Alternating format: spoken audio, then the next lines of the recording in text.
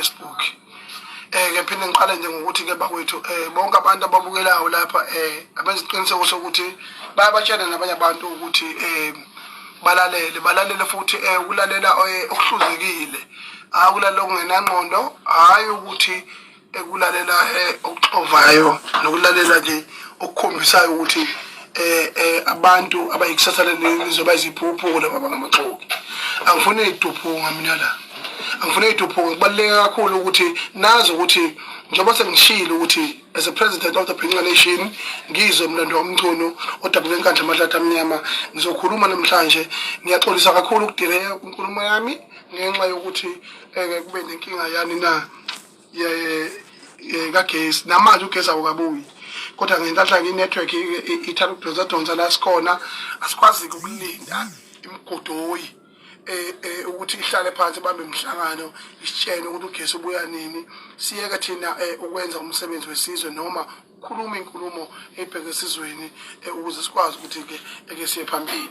Enkulumeni yami ke edlule ngani zakwethu ngiyangakhuluma ngezinto ezibaluleke kakhulu ukuthi lapha ngakhuluma ngendaba kagesi ngakhuluma ngendaba kaNamaphosa ukuthi wantshontsha inkomba cha kulokho impela ngimile impela ngqo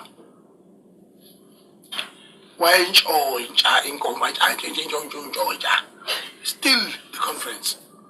So ke manje ke into eyenzakalayo ke emvelo kwalokho ngaphinde ngakhuluma ngodaba ke lokuthi ke sinenkinga kagesi ugesi awukho la manje ubungekho nje iziphuphu lesi zikakhongolose ANC ibona laba bantu abahlula ukuthatha izinqumo nje ezokuthi bahlula ukuthatha izinqumo zokuthi ugesi kufanele utholakale kanjani kodwa bakwazi ukushawula yini kusukela lapha ematuba uba ama-truck ebambe i-convoy ebheke Richards Bay ehambisa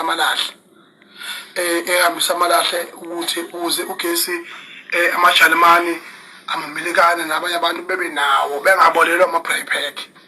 Thina siyahlupheka kodwa sinamalahle kodwa futhi aye kwabanye abantu thina singabe singenawo ugesi khona izinto ezithize ezishodayo ngoba ukhona osedlile ayuba wethu ikhona inkunzi esengayo egwevubisi ikhona ibhizi yagezi kahle isengele emulweni kulezi zinja lezi.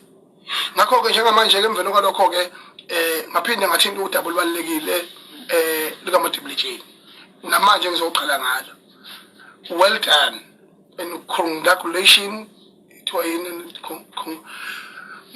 okay baphumelele siyababongela ngokungahlonisi ukuthi oMadibulitsheni bakwazi ukuphumelela babe congrats ekutheni bakwazi ukuthi baye phambili phinde futhi laba bangaphumelelanga siyethemba ukuthi bazolekeleleka ezikoleni ezikwazi ukuseva abantu abangosuke bengakwazi ukuphumelela njengezikole zo-matric excellence obheka mchunu uNkulunkulu wami umyeka nje uthi uyaquleka mayisakaza lapha uvela useyiqulekile wadlala i-advert nje ubheka mchunu useyiqulekile okhosini wadlala i-advert okhosini useyiqulekile ubheka kodwa unomsebenzi omuhle awenzele kakhulu ewenzela isizwe ngedaba lokuthi ukwazile ukuthi ahlomulise omatric baze babe izinto ezinkulu ezweni laseNingizimu Afrika. Lokho asikwaziki asikho ke isikole mina ngisaziyo ngaphandle kweSKPK akubizwa kuthiwa i-matric excellence esingalapha eDUT siphinde sibe semhlathuze ngithi abantu abaye lapho akanginike lutho kade kade ngisho ukukhuluma naye Shembe ngoba kule lizwe ayikho into oyisho ngoba kuthiwa sekhona usukhona izinto ufune anginikwe lutho umfowethu ebengisebenza naye okhosini FM ngiyazi ukuthi uyawazi ukwenza lo msebenzi. Mina I refer people to the relevant platform right akukho futhi okunye nganda kwethu. Well done to the class of 2022 to 2023 nakanjani ke lo nto leyo into enkulu kakhulu ukuthi kwaZulu Natal sithole u83%.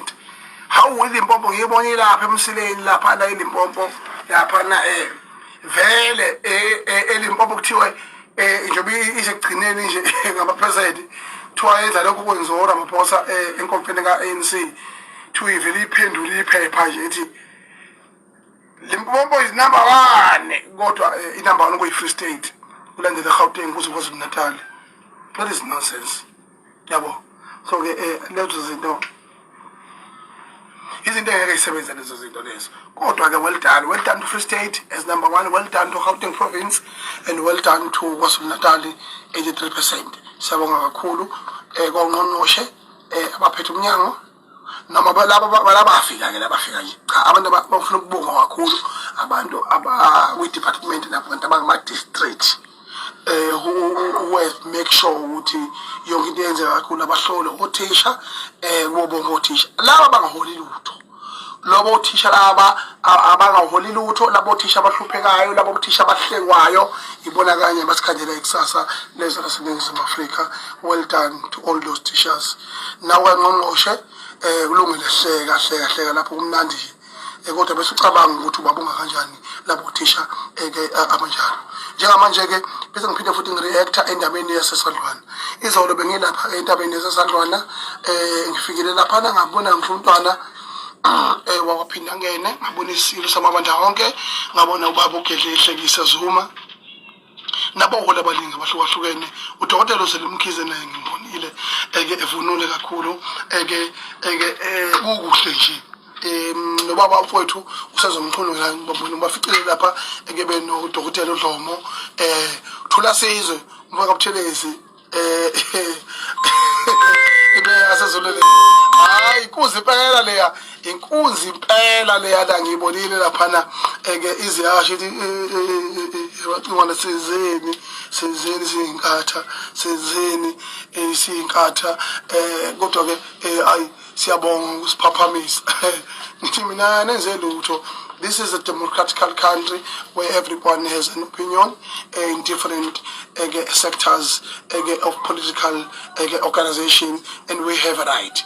So therefore, emveni kwalokho ngifuna ukubonga kakhulu umntwana kwaphinda ngene umntwana uma ngosuthu Buthelezi upresident we-IFP in the legacy aphinde futhi abe inkosi yakwabuthelezi ngesenzo esihle asenzile sokwazi ukulawula izimo noma seyiphuma endleleni ekuthenini uma sebeqala abantu kade ubaba uJacob Zuma ebonga umsebenzi omuhle owenziwe isizwe samaZulu ukuhlangana. Well done Nxamalala, siyabonga kakhulu inkulumo yakhe ihambe kahle yonke. Kwase kuzona nje amahlongandlebe lawana bese ehula ekugcineni asibazi ukuthi angobani ehula emveni kwalokho wayeseqhamuka umntwana kwaphinda ngene wakhuza wathi ayihlale phansi baba umthetho. Siyabonga kakhulu umntwana kwaphinda ngene uyakhombisa ukuthi umholi futhi okwesibili inhlonipho yesintu uyazi ngiphelela kwayo ejob well done. Mntwana kwaphinda ngene wakhuza waze wenza isibonelo wathi kusukela ngisho kusekhona umntwana wakwaminye lokhu wakungenzeki. Phinde futhi ngichizelele ukuthi ngisho enkulumeni yesilo samabandla wonke uMisizulu kaZolithini ayikho into wrong. Umntwana wakwaphinda ngene njengoba bekhuza nje ubengakhuzi ngokwepolitiki ukuthi khona iconflict ekhona ubengakhuzi ngokwecrisis ubekhuza nje amahlongandlebe ahlulwa ukuhlonipha umuntu omdala ephambi kwawo. Bese ngithi ke mina isilo samabandla wonke uMisizulu kaZolithini akhonshete wrong eyodwa nje ayikhulumile. Ngiyabona nje abantu be-excited bekhuluma ngendlela ababeka ngayo nami I got an opinion against uhulumeni ophethe positively and negatively. I got an opinion against President ophethe positively and negatively. Therefore I can't say ukuthi nama ama opinion zami asuke 100% correct according to situation. Kodwa wasiphila with freedom of speech, siphila with democracy kubalekile usikubeka lokho. Kodwa kuyi evidence nje enkulu kulawo yonke awugesi uyahamba awukhakhohlwa lokho ngeke ngisihlonise. Well done ekuthenini ngesilo samabandla wonke sibeke ngenhlonipho nangendlela ephusile ekhombisayo ukuthi singomdala wezinsuku futhi ilambu lakwaZulu ekuthenini sisho ukuthi uma uNkulunkulu esikhombile akaphikiswa. futhi wesibili bese sinxusa inhlonipho ukuthi ahlonishwe umholi usuke sisihlalweni. Into enkulu kakhulu leyo ufuna siyibonge njengesizwe sakwaZulu ngoba isilo asikhombisanga chema, sikhulume iqiniso, sikhuluma ngabantu abasemandleni ngokwesigaba sikahulumeni. Labo abaphaphayo ke they are going to politicize ingonyama, they are going to politicize our king and isidingo singekho. Yabona, mina ngiyaziyo ukuthi mina ngiyayikhuluma into ekuyiyo, ngiyakhuluma futhi into ngisiyo. So ke manje ke I want to say and set the record straight ukuthi there's nothing wrong said by the king izolo lapha eSandlwana.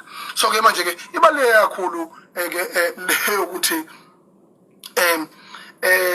ama opposition parties that ayingxenye yokuthi agxeke aphinde futhi ancome nokunjanjanyana yonke le nto leyo ayisizi umuntu egameni lokuthi ke ngempela ngoba alinikezwa ithuba ama opposition parties iparliament likhandwe ngokuthi ufike kube ne democracy, kube nentando yeningi where people choose their leaders with their voice, opinions and their vote.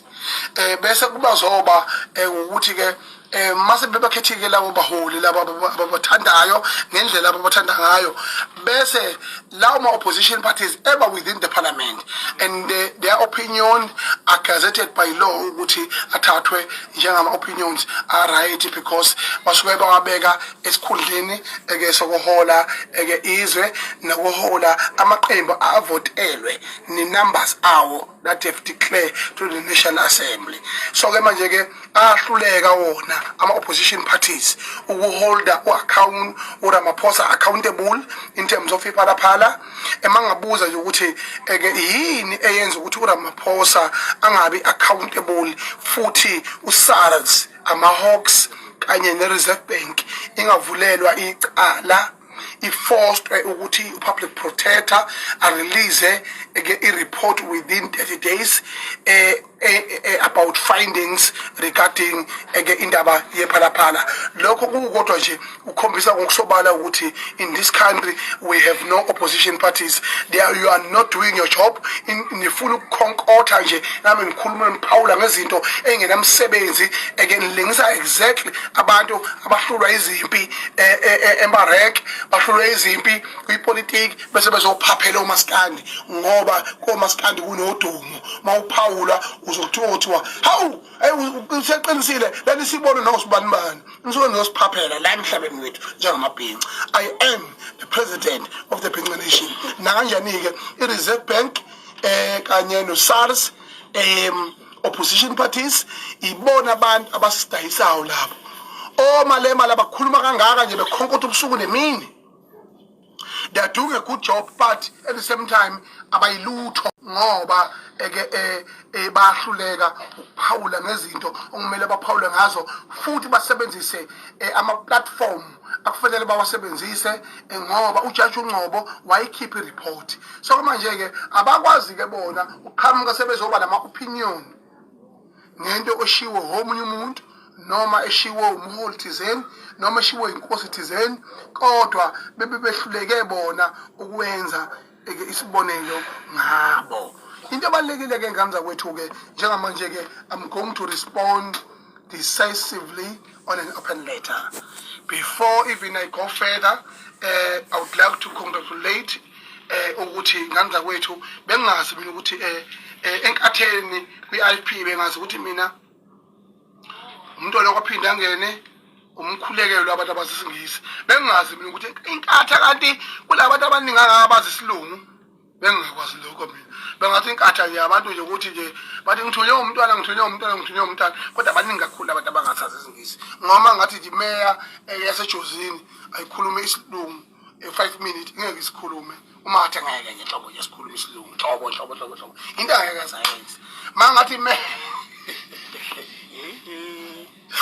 bathi umwenzi akakhulume wasemhlathuzo akakhulume isilungu ngeke asikhulume hlobo kodwa into ebalekile ukuthi ke bengazi mina ukuthi umuntu lokuphinda ngene umkhulekelwa kuphela abaholi be-IFP abakwazi ukukhuluma isingisi kodwa ngijabule kakhulu ukubona ukuthi hawu kunodokotela osequlu abakwazi ukubhalisa ingisi esikhulu kangaka awuxaphashi mfowethu ngicela acknowledge ukuthi open letter yakho ngitholile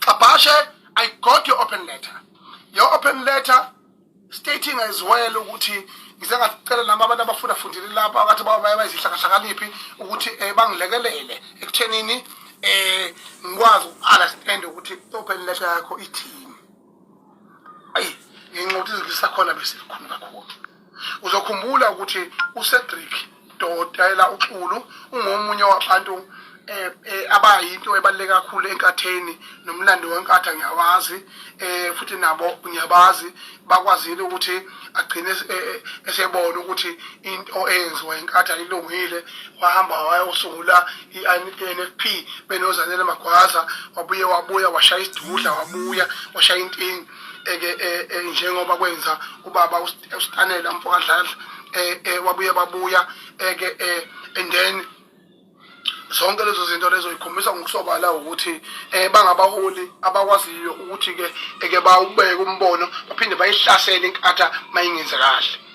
I want to express my disappointment to the members of IFP at large, to the entire IFP members ukuthi I don't think ukuthi IFP and umntwana kwaPhindangeni will be proud wherever he is when you find out ukuthi there are leaders of the IFP that does not allow democracy and does not allow criticism within the party and within the society at large.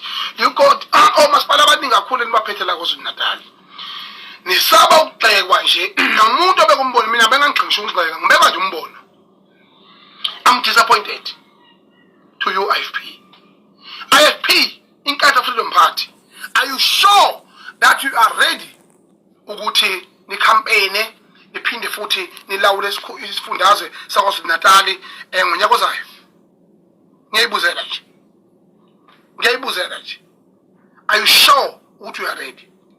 If you can't allow criticism, democracy is a right of freedom. Democracy and politics is a game of opinion and expression. Everyone is subject to an opinion. Akubona ubukhosi lokho. Neshwayeza kabi naphatha kakhulu amakhosi. Sengitshile ngijwayele ukuthi ubukhosi lokho. Akubona ubukhosi lokho. This is democracy. Okwesibili musana ukusabisa. Musanda ukusabisa. Mina ke ngikhuluma nongizwe la umlando kaMchunu. Ungizwe insizwa yasemakhaya eqondile. Lento engisabasa ngayo ngiyayazi. Lento enizama ukuyenza kimi nikufona ngisho abantu basemahostela ahlukahlukene lapha bengisabisa bethi makukhuluma kabi ngenkatha sizokubulala valelise emndenini yabo nitakiye umbomonyoko. Nina abantu ngifonela ngiyantshela ukuthi nizinja nimgodoyi ngoba le nto leyo umuntu okaphindangene can never be part of that. And the IFP as a political organization, there is no way ukuthi IFP as an organization can disallow opinions and freedom of speech in terms of a wake-up call towards 2024. Kodwa nina nazi ukuthi isolution umuntu uma ebeka umbono kufanele abulawe. Hawu. Ngicela ningibusise nje. Mina ngiyonto ukusatshiswa mina. iANC lebhedayo ledakelwayo imgodo yesicishela ugesi usuku losuku siyithuka kangaki. Inhlambi right mayibheke ngakubo. Imanga beS bathuka ngoba we voted for them. We want them to be accountable for what is wrong in this country, and then uma sibhekisa ngakubo sifanele besibulale. I'm disappointed. I am really disappointed. I'm telling you that I'm disappointed. And into engizoyenza ngizokwenza isiqiniseko sokuthi ngithatha lama calls nalezi number bezingifonela ngiyozethula kumntwana wakwaPhindangene. Kumntwana wakwaPhindangene akwazi ukuthi ngimazise kuqe phambi kwakhe. Njengengqondo yakaZulu, njengenkosi yabuThelisi, njengomuntu lankulu kaZulu ukuthi There's no way yokuthi i-IFP ithi yona thina singabantu siyisoka elingasitho. Uzulu wonke uyazi ukuthi akhosoka langasitho. Ziningi izinto engiyibalile mina ezenziwa inkatha ezinhle kwaZulu Natal. Inkathi yawaqasha ama-artist, inkathi yayenza imicimbi. Komasipala benkatha bayaqasha ama-artist. But I'm disappointed ukuthi mina ngazosetshenziswa ngokubulala. Ngithumele imgodoyi. Imgodoyi izokhonkotha mina. Izongisabisa ngokubulala. Izothi wendoda makukuthi khona kade ngibathoka nje manje nje before ngi-address. Bazama ukungisabisa. Futhi nawe wamkhulekwa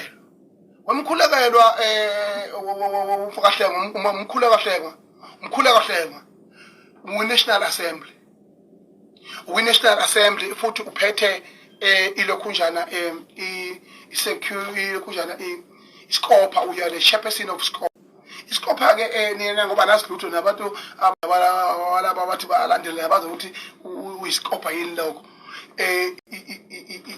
Is a committee ebhekelele ukuvikeleka nobugebengu nokusetshenziswa kwezibalo budedengu eParliament likazwelonke. Umkhuleko ke uyishephesini yale committee. Umkhuleko uzubona ukuthi inkatha ngihlonipha futhi inkatha anginayo inkinga nayo. I don't have an agenda against IFP. Kulento eyibhalile ifikile kumina. Uyangidakelwa. Umkhuleko uyangidakelwa. Okwesibili angifuni ungena kulona ngizoshasha lokho kuphela nje. Uthi ungijwayela nje kabi. Hlonipha kabi kabi yami. Nawe yazi. Ngoba mangathi ngiyaphendula kulento oyishoyo kuzovela izinto ongeke uthande nawe ungeke ube proud engavela ngeIFP. Kodwa ke this is not a game against me and IFP. It's a game ekhulumayo into ekhuluma njengamanje ukuthi sikhuluma iqiniso lokuthi nina njengabaholi nenze kahle la nenza kahle la nenza wrong la nenza wrong la. Udokotela Mxulu wakwazama ukuba secretary general we-IFP wahluleka. Udokotela Mxulu yena yedwa lo uthenjiswe uhlabisa ukuthi mayebuya igame lesibili uzobuya naye. Kodwa mina ukwazi ukungibhalela open letter yokuthi mina ngihlambalaza uhlabisa futhi ngimkhathanisa nomuntu angafanele ngimkhathanise naye. Ngicela ukunitshela ke iqiniso lonke leqiniso lodwa balunga eIFP nabantu bakwaZulu Natal efanele nikwazi. Umphemba uNtuli ube yimeya almost 15 years lapha enkandla. Umehluko usubonile. Kodwa ezami izigwe yazazi ngo2016. Umeya uNtuli is a noble leader, is a straightforward leader. Angifuqa mamanga njengomkhaya wami, njengensizwa yasendaweni imholi. Ngathi mangigijimisa ngo2016 yazi nawo lapha la sigijimisa la ngo2016 yangibabela iqhubu. Kodwa into engithanda kuyena umphemba uyakwazi ukuhlonipha umuntu ngokwezinga lakhe. Uyakwazi ukungihlonipha ngokwezinga lami njengomholi because mina I'm the voice and the leader of the society. Uyakwazi ukungihlonipha kakhulu umphemba kulokho. Azi la fanele ngene khona la fanele ngingene khona. Angingeni ke kuyena njengomuntu naye mhlawumbe wangibabela iqhubu ngaleso sikhathi kodwa la kufanele ngibize khona ngibiza futhi la kufanele ngihloniphe khona emhloniphe nami kufanele ngihloniphe noma ukhona ukuba kumehlele ngiyakwazi ukuthi ngisondele eduze naye makukhona ukuba ungehlele uyasondela eduze. Mphemba kuthithe kandlela ngiyabonga mfowethu umholi ngempela indaba okudlala. Futhi okwesibili mina kuyena umngane woMntuli. uNtuli kunokuthi abe umngane wami njengoba ngisho ukuthi uneqhubu nami futhi umuntu esingagishimisana noma yinini naye.